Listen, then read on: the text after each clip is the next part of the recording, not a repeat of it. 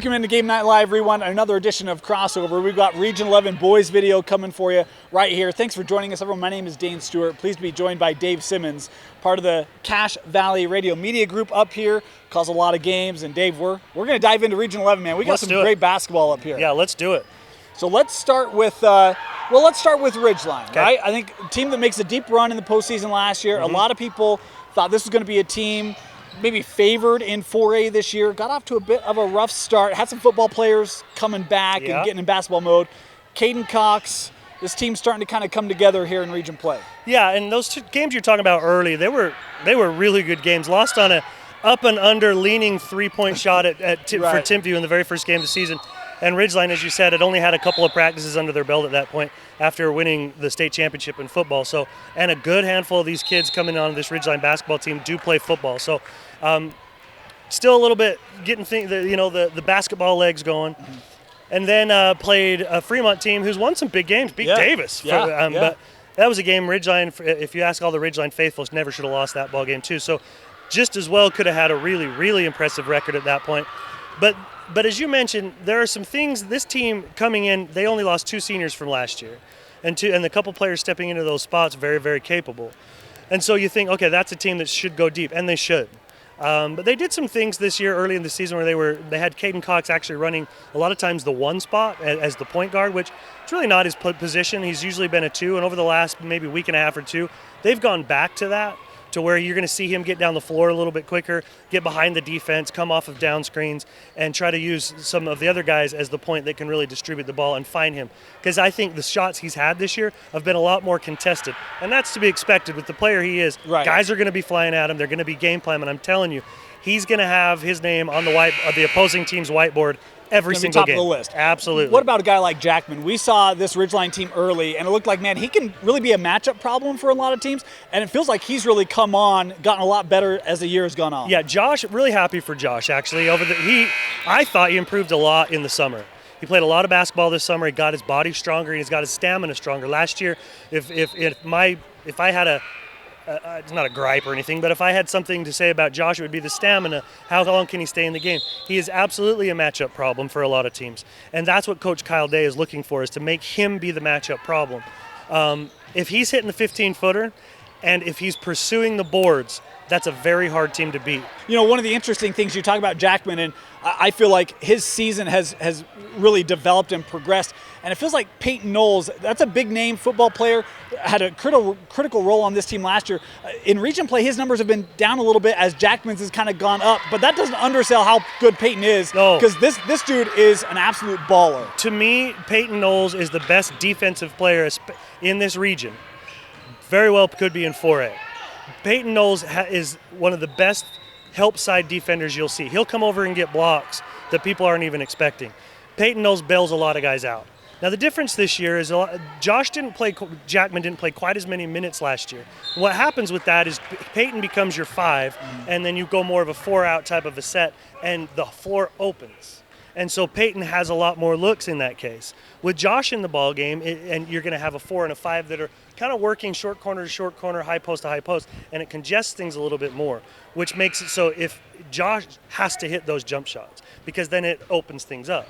If Josh isn't hitting those shots, things can get a little bit congested, and the shots aren't there for Peyton, nor are they there, I think, for those outside perimeter guys, because it's just there's bodies around. Yeah. I think, again, if Josh rebounds and Josh shoots the ball well, they're going to be super hard to beat. If he doesn't, they need to look to probably to go to a 4-out set like they did last year. But so far, he's been doing it. Yeah, this is the team I think everyone kind of thought we would see with Ridgeline starting to peak at the right time. Yep. When you look at the rest of this region, I don't know about you, Dave. It feels like the last 2 weeks, this region, the storylines have kind of turned in it. Let's start with Green Canyon. This is a team that got off, I would say, to a bit of an underwhelming start. Lost at Grantsville, had some early season losses. That's a good Grantsville team. Yes, it is. But I thought Green Canyon would have played a little stronger in that. But in region play, the Wolves have been coming on a lot stronger with Smith and company. Yeah, absolutely. Grantsville is a good team. Ridgeline saw Grantsville, and they gave Ridgeline everything they wanted. Yeah. Green Canyon, you're right. They've had some losses that are head scratchers, but then they have some really good wins. Yeah. That win against Skyview at Skyview was a really good win. Skyview is a little bit depleted with the guard line, but not to the point where they shouldn't be winning ball games, in my mind. But Green Canyon, never discount Coach Logan Brown. That dude is a really, really good coach.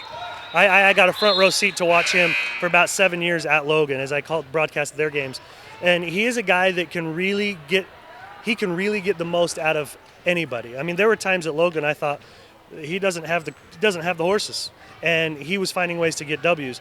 Going over to Green Canyon, he's got some good players over there. In fact, I think watch Green Canyon over the next 2 years. They're going to be a force. They have some young kids. They have Coach Brown there now. I think the future is very bright for Green Canyon. You look at a guy like Brady Smith, had a really good year. Some other guys on that roster, Spencer Maughan has been strong, Jared Anderson. There's a lot of pieces there. Dane, if you look at high school basketball, the really, really good teams are the teams that have 3 guys that average double figures. One should be in that 15 to 20 range. One can be right around 13 to 15. Another one can be right around 10. Green Canyon has that. Yeah. They have 3 players averaging double figures. All of them are very capable. Spencer Maughan, I think, has been really good over these last couple of weeks. He's been that guy to stretch the floor and really make it so you've got to get out in his face. And when you do that, it opens lanes for other guys like Smith and those other players. Yeah. You mentioned Skyview. And look, this team, they were the team that I would say no one saw coming. I did not have these kinds of expectations for the Bobcats this year. And with how things went in their non-region play, wins over Weber, Cedar City, Woods Cross, West Jordan, Ridgeline, Fremont, I mean, this was a absolute great year for Skyview. And then the Mountain Crest game. I know there's some injuries there. What is happening right now with Skyview? Well, Tanner Davis is a sophomore, and he's the injured player, and he's a good player. I thought he was a difference against Ridgeline. He brought a calm to that Skyview team that I think they really need. I haven't seen him to the extent other people have. They might argue with me on that one, but in that particular game, he was very solid. And when he can bring that type of a presence as a sophomore, there are high hopes for him for sure coming around. But I don't know. I mean, Hayden Howe is a fantastic shooter. I mean, that's a kid who you cannot leave open because he'll make shots. Just a junior there as well. Carter Davis is just a junior, and he's got some length. The pieces are there. The Deal kid, he's a really good player. Yep. So if people didn't see them being a factor, they might not have known who some of those kids were because I fully anticipated Coach Hilliard to put a really good product out on the floor, and he has. Yeah, I'll acknowledge that I'm guilty, right? I did not see those pieces. I didn't know they had those pieces. Yeah. Logan Deal to me is one of those kids where it's like that's a great piece, and he's so versatile in the block. There's a lot of things you can do with him and work off of him. He's a really difficult player to match up. He showed up on my radar as a freshman, so that would have been for him 2 years ago. As the senior class now at Ridgeline was sophomores, and he was given Josh Jackman and some of those guys all they wanted as a freshman in JV ball. So I knew he's good, but watch his footwork. I watched him last night, and there were a couple of moves he made in the paint that finishing with his left hand, started on the right side of the rim, come back to the left side and finish with his left hand. The footwork was phenomenal. He's a good player. You know, the interesting thing, I think what we've learned from Skyview this year is the bottom of this region can still lace up on any given night, right? Bear River, Logan, Mountain Crest. Obviously, that Mountain Crest win was huge for them. They beat Logan, beat Skyview. When you talk about some of those teams at the bottom half of this region, who are some of the players that have had good years, guys that are maybe flying under the radar?